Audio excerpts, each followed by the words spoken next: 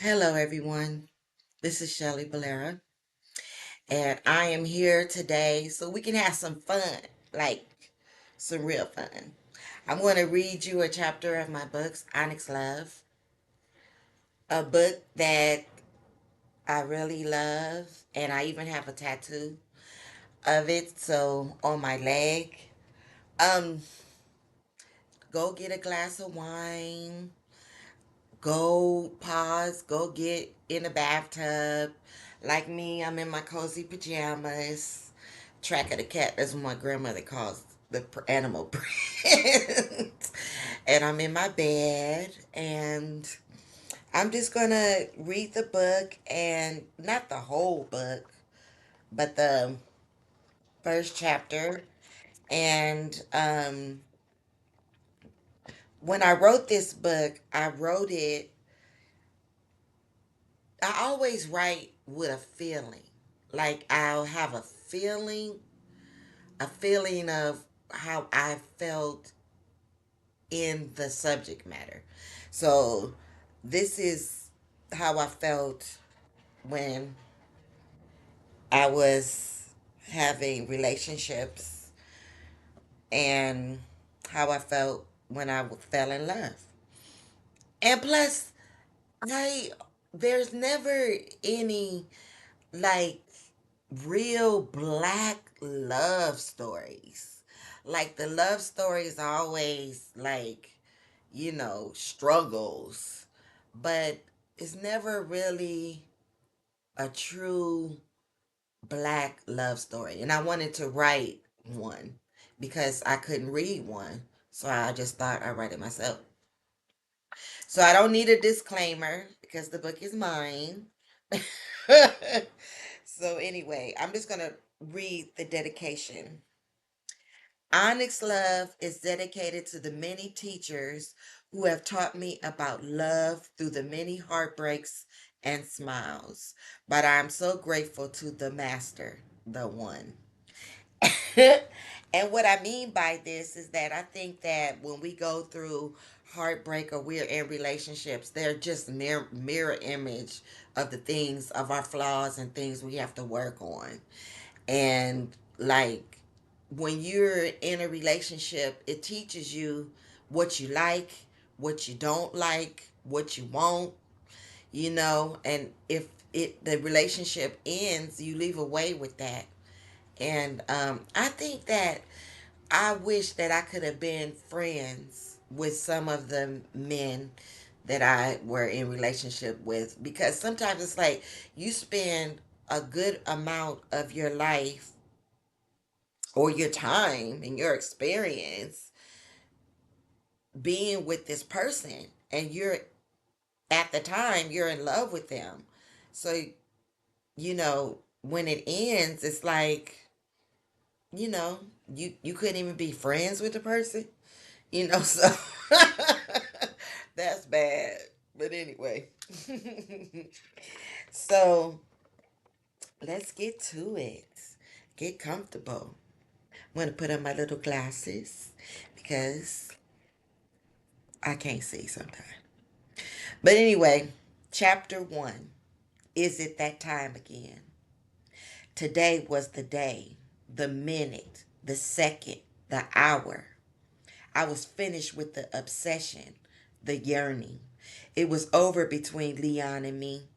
I sat on the bed that we had made constant love. We never had any problems in the bedroom. It was the standing on our feet, the talking, and the coexisting that got in the way.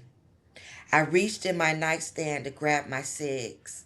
Damn, I rolled over to find the lighter that was never in the last place I left it. As I took a puff of the only thing that gave me peace and was probably going to put me in my grave, I danced around the issue.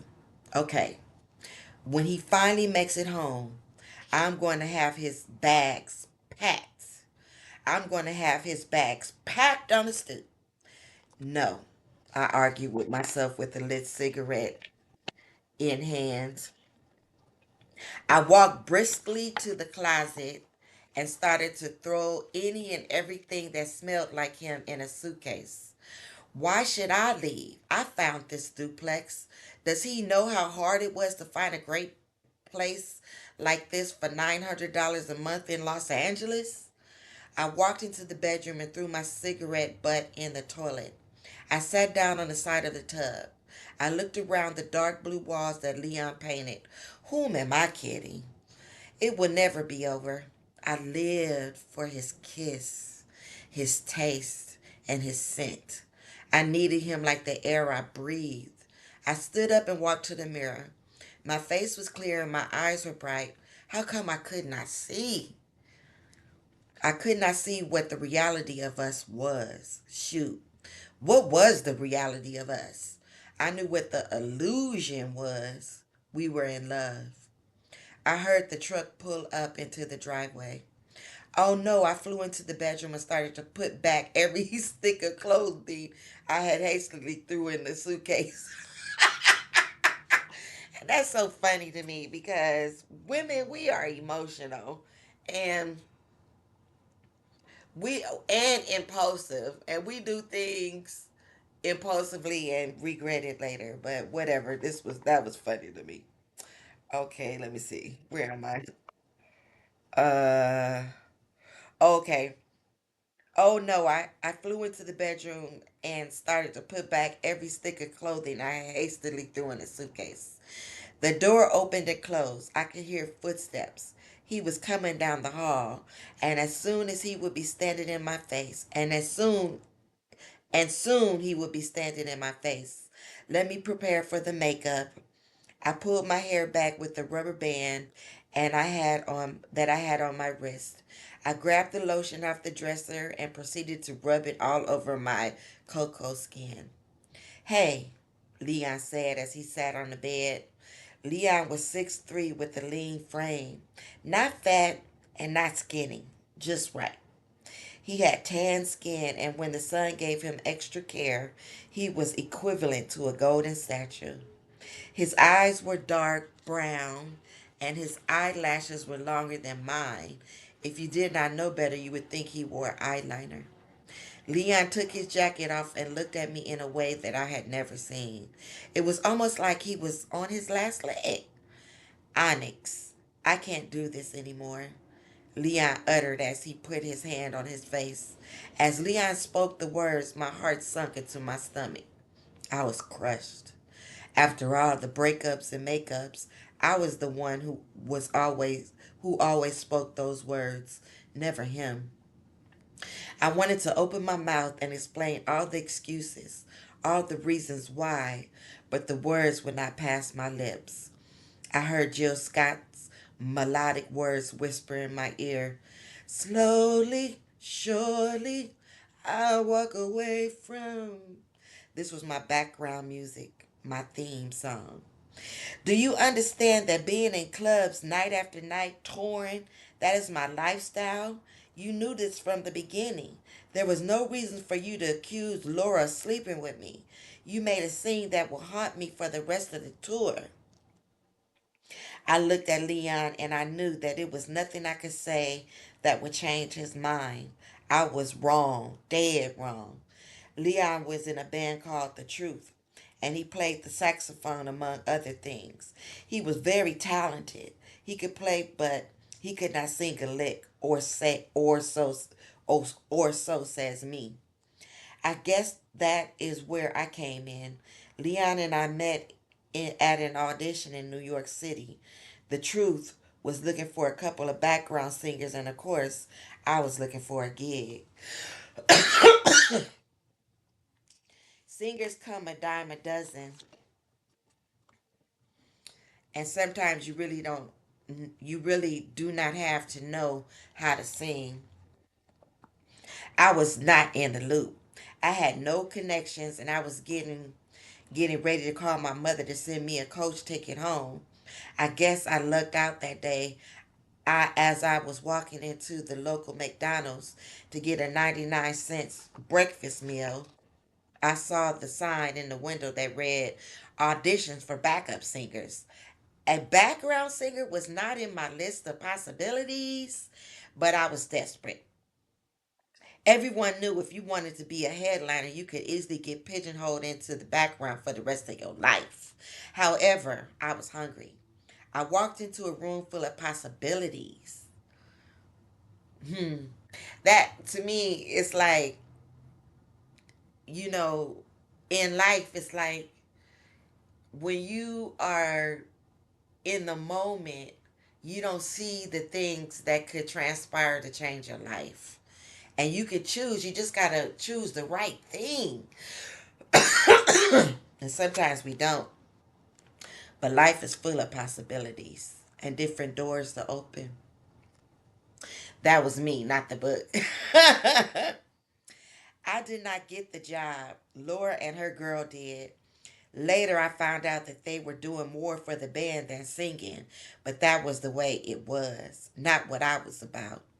I left that day with Leon on my arm, and instead of flying home to California, I was on a bus straight for Memphis. I never looked at myself like a groupie until Brian, the drummer, thought I was up for grabs one night after a show. I turned down his invitation for a can of beer and a twist in the bus bathroom. Shortly after Brian's advance, Leon walked to us with a blank expression on his face. As I departed from the drama that was he, I could hear Brian yell, "Well, who knows? You could have been my groupie in another lifetime." Groupie? I was on the next thing smoking home. Yeah, I mean, I guess that's the part because I used to sing when I was younger, and when you're in it, trying to become a singer, you're doing the same things that people who are, getting notoriety for, but and you're in places where they are, and you could get pigeonholed, into groupie status, like if you around, and I never liked that. Mm-mm. Because to me, I felt like a groupie was somebody who had no talent and just was around the person and wanted to go to all the functions and did whatever that person wanted them to do, and, you know, was just around for the celebrity. I don't know. I didn't like it. So, anyway, I wrote about it. Here we go. I was on the next thing smoking. But is not, this story is fiction.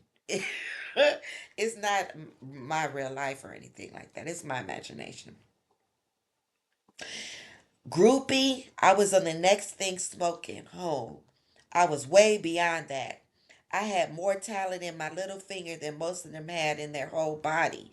I was wandering in the wrong direction. I craved a sinner. As I landed at Mama T's house, that is what the neighborhood called her because she was always there when you needed her. This time she was my mother, mine only. I did not want to share her. Mama T saw her daughter's face and knew not to say, "I told you so." Mama T did not want me to go down the road of entertainment. Mama T knew for a woman it was a hard life, and she was right. A few strokes to the head by Mama T, and I was ready to start again. I got a job at a record company, Us Records. Lady Cross owned it. She was an old rapper that made her money off one hit, but was smart enough to invest her cash. I loved her. She was the most real chick you ever wanted to meet. I quickly worked my way up to executive assistant in A&R. After a couple of years, I learned a lot at Us Records, and I signed the best talent there was. One day, someone told me about this group that was playing on the east side.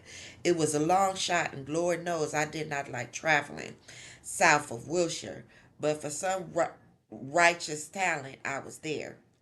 As soon as I walked inside the club, I knew the place was a dive, but the sound that was coming from the stage was so hypnotizing. As I walked closer, I saw Brian playing the drums and my man Leon playing the piano. I thought my heart would slip into my pants. After Leon's song was finished, I was still debating if I was. Ooh, ooh. Sorry, guys. Let me see. Where was I? I was still debating if I was going to approach them. I knew they have to be embarrassed about how about where they were playing. I wanted to know what happened. I just sat at the bar and hoped for a divine intervention. Yo, can you get me some ice water? Brian walked up and asked the bartender. He never changed. I thought to myself, well, if anything was going to go down, this was the moment, I thought. I turned around and looked Brian straight in his face. It took him a minute, but he recognized me when I smiled. Well, looky, Brian rambled.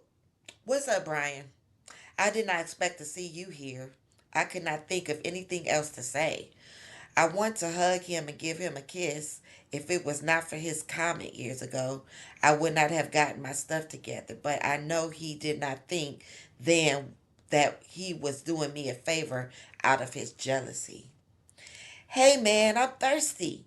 Leon climbed over Brian as he looked at the bartender, then Brian, then me again. I think time stood still at that moment. I never said goodbye to Leon when I left. I really did not think he would have cared. Our eyes met. I did not hear the crowd. I could not see Brian looking at both of us. I had tunnel vision. It was no doubt in my mind that I thought he and I had something special, but that is what I thought. My blood sped through my veins and to my heart as it pumped fast. My Lord, I cannot control this. I shook my hands up and down trying to balance the blood flow. I can't believe it's you, Leon said as he moved Brian out of the way. Brian grabbed his water and walked away with a smirk on his face. Brian, uh, I cannot see. Oh my Lord.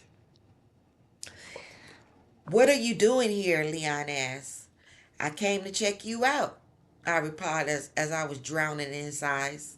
I love you, I wanted to say, and hope the foolishness I was feeling in my mind did not convey to the man who probably think I was crazy. I love you, I kept thinking. How stupid. Oh my God. I said that, not the book. That night, Leon told me the whole story of how the lead singer of the Truth started snorting heroin and how it all went downhill from there.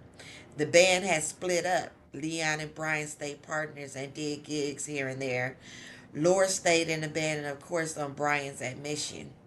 I asked Leon could he and his band come perform for the executives at Us Records. Leon said yes as he flashed his famous smile that led to a twinkle in his eye. I knew I was in trouble. You want to get out of here? Leon asked. I knew what was next. God knows we have not seen each other in years, but this was us. It was like I talked to him yesterday and we denied this feeling. I wanted to experience it. It was very powerful. I watched Leon pick I watched Leon pack his saxophone and wave goodbye to Laura and the other people. Leon proceeded to convey the plan. We drove my car since Leon did not have one. Of course, a starving musician. I did not care about that. I turned on the radio and glided to the smooth sounds of Naji. Where to? I asked. Leon gave me directions. Before I knew it, we were in Long Beach. Leon guided me to a nice little cottage that overlooked the pier. I was surprised he was not as broke as I thought. I parked the car. Leon escorted me to his front steps and opened the door. As we walked in silence, Leon turned on the lights. His place was cozy, artsy, and a bit eclectic. I loved it. Would you like some wine, Onyx? I loved the way my name echoed out of his mouth. Ooh, she got it bad. Sure, I sat down at the bar stool that was near the kitchen. Leon poured 2 glasses of wine and handed me one. I took a sip as he watched me consume the liquor. Why didn't you say goodbye? Leon asked as he stood across from me. I guess I just didn't want to be detoured. I explained as I looked down and watched the sparkle from the glass shine against the dim lighting. Oh, so you thought I would have asked you to stay? Leon touched my index finger gently. Hopefully, I replied as I looked down.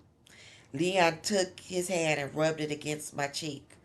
I would have had, I would have, Leon said as his fingers found their way down my nose and onto my lips. With each touch, I felt little tingles like someone was shocking me. Leon moved closer to me and put his lip on mine, and I felt more energy. Lord, Lord.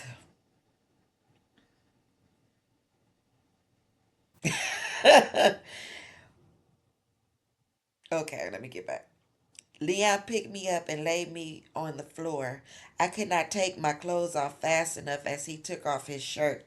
Within a blink of an eye, we were laying side by side, naked on the hardwood floor. I looked at his chest that seemed carved by God. He moved his hand in the middle of my chest up and down. Energy, tingles. It was so intense. Leon started to kiss my arms as I felt that he was teasing me so bad it hurt. Leon went into his bathroom and came back with a condom. He put it on as he stood over me. I looked at him as he lay on top of me. Our bodies rocked side to side as I cradled him in between my legs. Finally, he was inside me, slowly. It was like magic, and it did not take long for me to burst into ecstasy. It was love making at its best. I began to cry. I had never felt this feeling before. God is a genius. How could someone doubt this power? As simple as we humans are, God must have carefully thought about the deep emotions making love would bring to bond two people together, that they would want to stay together for the rest of their lives and forget the other millions of people they could experience life with. In that moment, I realized that I had never been in love. Are you listening to me, Onyx? Leon said as he grabbed the lotion from my hand. Yes, I'm listening.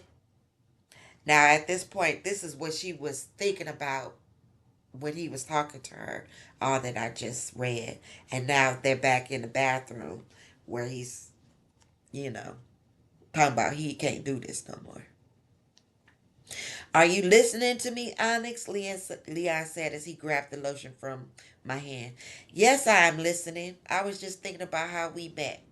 I dared not tell him I was thinking about the first time we made love. I knew that he was right. We needed to walk away from each other. We were toxic and too dependent on each other. He needed me just as much as I needed him. I stood up and pulled myself together as I watched Leon go into the closet and pack the same clothes I just unpacked. Uh oh. Let me see.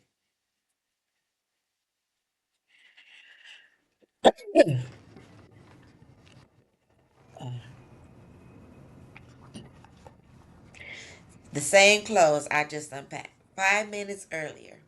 I wanted to say that I was sorry and that it would never happen again, but I knew that this was a lie. Laura was always around, and she was the type of woman that did anything to get what she wanted. She had a list of the names of celebrities and football players that she slept with. She was nasty, and calling her a woman was loosely based. She was a dog, a female dog in all the sense of the word. Laura was the least of our problems, I thought, as I sat back down on the bed. Where are you going to stay? I asked Leon. I'm going over to Brian's, Leon explained. That figured. This was probably Brian's suggestion. Leon would not look at me directly. He would not stop his flow, his speed, his need, and his will to leave. Leon finally stopped packing. Then it dawned on me, a ray of light that suddenly crossed my face. I was blind. Leon looked at me. I said, trying to get him to look in my eyes and connect to me. He never had this look before. It was not Laura, I thought to myself. It was someone else. Who is she? I asked as I leaned against the wall, knowing that Leon would never lie, realizing I knew the truth. I don't love her like I love you, Leon said as he looked at me. I don't love her like I love you. What does that mean? I don't love her like I love you. Wow, this is I she wasn't saying that. I said that. Wow, this was it. The moment I thought as I closed my eyes and I tried to withdraw from the world. I have to explore what it is that I feel for her. I cannot do it while we are together. I don't want to cheat on you, Onyx. Leon looked at me almost ashamed of what he was saying. I just stared at Leon. We were both free spirits, and in my mind, he already had cheated on me. But we were not married. Moreover, this was the reason why. Who is she? If he did not tell me her name, I was going to explode. Stephanie. Leon, Leon said as he sat back down on the bed. I knew in that moment all his drama, the walking in the room, saying he could not do this anymore, had nothing to do with my antics, but everything to do with his. I wanted to confront him on making me feel guilty about the night before. A woman's intuition is so strong. I may have been wrong about Laura, but I was right. That is what throws women off. Nothing we know for sure, but we are right. Somehow, somewhere. Stephanie, I said as I sat next to the man that I truly loved. I knew that I truly loved him and that he truly loved me. Love is not sex, sex is an expression of it. I know that he was going to walk out that door, but he was always going to be there for me. We were friends, we were lovers, and we did, before this moment, trust each other.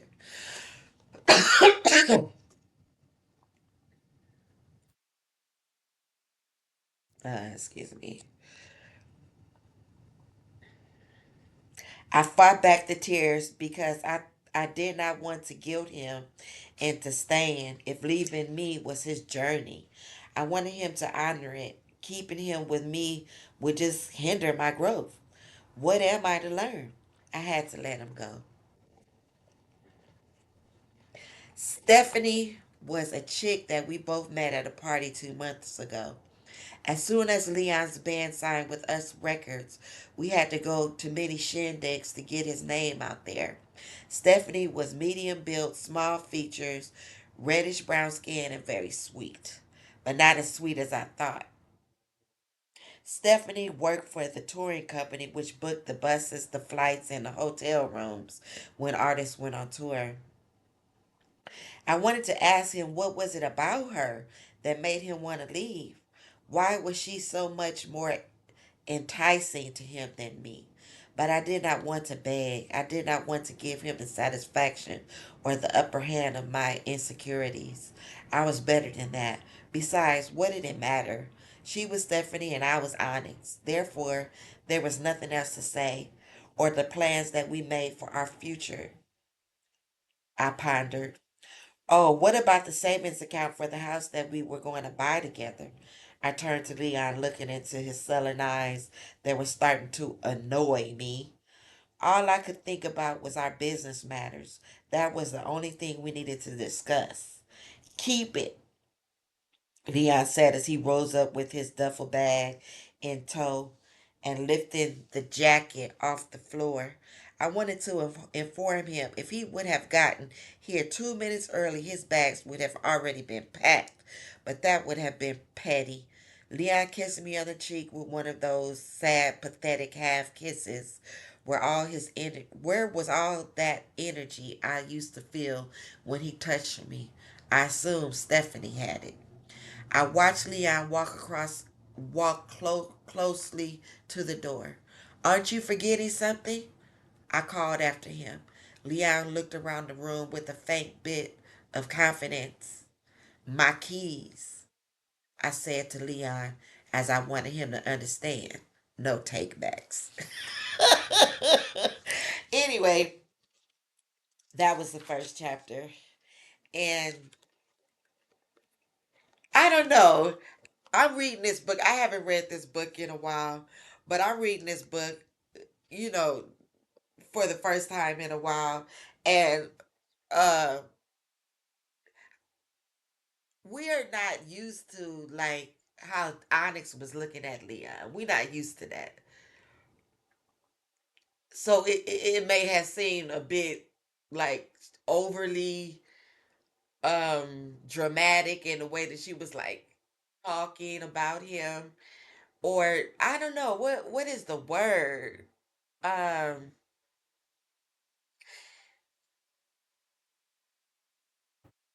I don't know. I when we get deeper into the book, you understand why I expressed Leon so magically, I guess. Anyway, so if you have any comments or anything or any questions about the first chapter, please comment and um I will get back to you. But anyway, I hope you enjoyed the first chapter of the book, and I will be reading the book till we finish. So I hope you had a nice I hope you have a nice day and Merry Christmas. Okay, bye.